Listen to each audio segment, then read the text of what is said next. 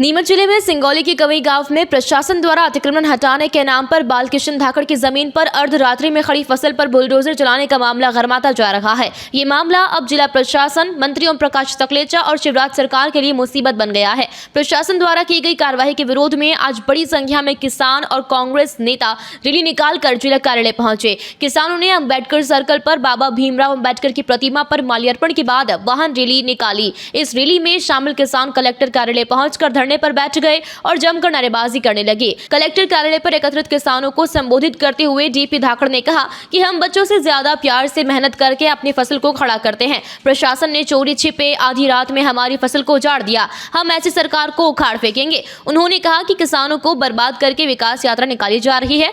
सरकार का कार्यकाल विकास नहीं विनाश की गाथा कहता है। बालकिशन धाकड़ ने कहा कि प्रशासन ने बिना किसी नोटिस के कोर्ट के स्टे को मना करते हुए बिना कोई सीमांकन नफती किए अतिक्रमण के नाम पर मेरी जमीन को छीन लिया, मेरी फसल को उजाड़ दिया। प्रशासन ने तानाशाही करते हुए कोर्ट के स्टे को बताने पर मेरे खिलाफ प्रशासकीय कार्य में बाधा पहुंचाने का प्रकरण दर्ज कर लिया। धारा 122 और धारा 110 में मेरे खिलाफ गिरफ्तारी का वारंट जारी कर दिया। 150 पुलिस जवानों का बल लाकर बुलडोजर चलाकर मेरी फसल उजाड़ दी। कुएं पर बना मेरा 2 मंजिला मकान भी गिरा दिया। धरने पर बैठे किसानों और बालकिशन धाकड़ ने प्रशासन को ज्ञापन भी नहीं सौंपा। उनका कहना था कि जिस प्रशासन ने हमारी जमीन छीन ली और हमारी फसल उजाड़ दी, उसके आगे ज्ञापन देकर गुहार लगाने से क्या फायदा। धरने के दौरान पिछले 7 दिनों से आमरण अनशन पर बैठे परसराम मीणा का जूस पिलाकर अनशन तोड़वाया गया।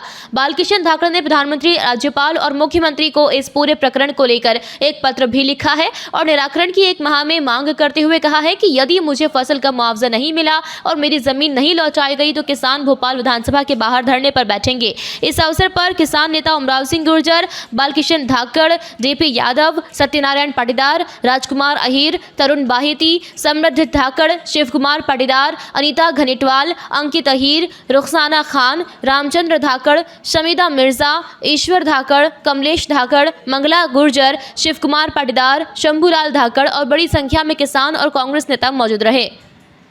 आज कलेक्ट्री में इसलिए बता रहे हैं क्योंकि हम 10 दिन से बाहर धरना दे रहे हैं। 10 दिन से कोई अधिकारी हमें यह तक नहीं पूछने आया कि आप यहाँ टेंट तंबू लगा के क्यों सो रहे हैं ठंड में। और हमारे साथ परशुराम जी जो आज 6 दिन से भूखे प्यासे आमरण अनशन पे थे, उनको भी कोई ये न पूछने आया कि आपकी हालत क्या है, कि आपकी तबीयत कैसी है। उसको देखते हुए हमें लगा कि ये प्रशासन किसानों की सुनने वाला नहीं है, तो उद्योगपतियों की सुनता है। उसको देखते हुए हमारे जो किसान भाई हैं वो लोग हमारे धरने के समर्थन में पधारे हैं और हम ये बताने आए हैं कि किसानों को ये अनसुनी करना ये आपको महंगा पड़ेगा। एक किसान की फसल उजाड़ कर आप एसी वाले कमरों में बैठकर सिर्फ कागजों में हेर फेर करके किसानों की ज़मीनें हड़पने का काम कर रहे हो। ये किसानों के साथ अन्याय नहीं चलेगा। आज आप कागज में हेर फेर करना जानते हो तो किसान सत्ता हेर फेर करना जानता है। मेरी जो भूमि 35 बीघा है वो मेरे नाम पे 70 साल से चली आ रही है। उस पर खेती करते आ रहे हैं। उसको बिना किसी सूचना के इन लोगों ने एक तरह से जेसीबी चलाकर छीन लिया गया है। उस पर अभी भी स्टे होने के बावजूद काम चल रहा है और हमें सीमांकन का बहाना करके जो वन विभाग में ज़मीन देने की कोशिश की जा रही है। मैं ये कहना चाहता हूँ कि मेरी ज़मीन में छोड़ने के लिए तैयार हूँ अभी, लेकिन 70 साल से जिस पटवारी और गिरदावर ने मेरी उस ज़मीन पे मुझे फसल का जो देते आए हैं, सीमांकन फसल का लिखते आए हैं खसरे में, उन सभी को आप सस्पेंड कर दो। मेरी ज़मीन में आज ही छोड़ता हूँ। अगर प्रशासन इतना ही ईमानदार है तो 70 साल से मेरी ज़मीन पे कौन लिख रहा था कि इसमें मूंगफली बो रखी है, सरसों बो रखा है, चना बो रखा है। जो तहसीलदार 24 तारीख को आता है उसको आते ही सुबह पता चल जाता है कि इसका अतिक्रमण है और बिना किसी कागज बताए डायरेक्ट सीधे जेसीबी चलाकर मेरी खेत को उजाड़ के चला जाता है।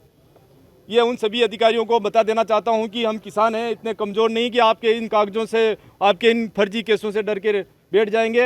ये हमारी लड़ाई जहाँ तक लड़ सकते हैं वहाँ तक लड़ेंगे। आपके साथ धरने पे मेरे साथ 10-20 किसान बैठे थे और मेरे अलावा इस मामले को लेकर कम से कम 500 किसान और परेशान होने वाले आने वाले समय में एक किसान को चुन चुन के उनकी ज़मीनें छीनी जाएगी। इसी के लिए हमें धरना प्रदर्शन चालू करना पड़ा ताकि किसान जागरूक हो और वो डरे नहीं, दबे नहीं और अपनी ज़मीन के लिए, अपनी माता के लिए वहाँ डटकर खड़ा रहे। आज हमने ज्ञापन दिया नहीं है क्योंकि उन अधिकारियों को ज्ञापन देने का कोई औचित्य नहीं है जो मुझे बिना बताए मेरे खेत को रोन कर चले गए 3 बजे। उनको ज्ञापन देंगे तो कौन सी कार्रवाई कर लेंगे।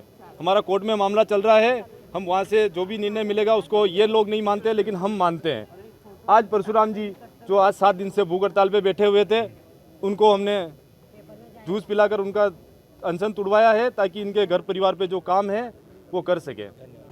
आज हम सब लोग धरना स्थल से हमारे संविधान निर्माता बाबा साहब अम्बेडकर के चरणों में वंदन कर कर आए हैं, उन्हें अवगत करा कर आए हैं कि जो आपका संविधान है उस संविधान की कसम खाकर जो अधिकारी कर्मचारी जिस तरह गलत काम कर रहे हैं उसे निंदा प्रस्ताव हमने अभी कलेक्टर साहब के यहीं पे निंदा प्रस्ताव पारित किया है। और अब हम लोग 13 दिन जिस दिन हो जाएंगे उस दिन यहाँ हम मुंडन संस्कार रखेंगे, 13वीं मनाएंगे और उसके बाद किसानों की टोली गांव-गांव जाकर ये संदेश देगी कि ये सरकार और यहाँ के मंत्री, यहाँ के अधिकारी किस तरह किसानों की ज़मीन पर बुरी नीयत से देख रहे हैं।